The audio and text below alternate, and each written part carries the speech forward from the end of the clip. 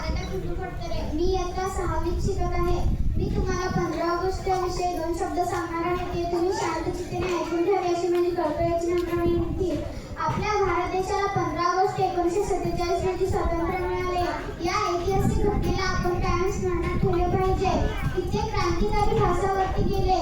महात्मा गांधीजींनी स्वदेशी स्वावलंबन असहकार अशा मार्गाने इंग्रजांविरुद्ध आंदोलन करायला शिकवले. सरकारी जुलमी कायदे आणण्याविरोधात सत्याग्रहाची मोहीम सुरू केली. महात्मा गांधीजींना जवाहरलाल नेहरू, वल्लभभाई पटेल, मौलाना आझाद असे अनेकांनी सहकार्य केले.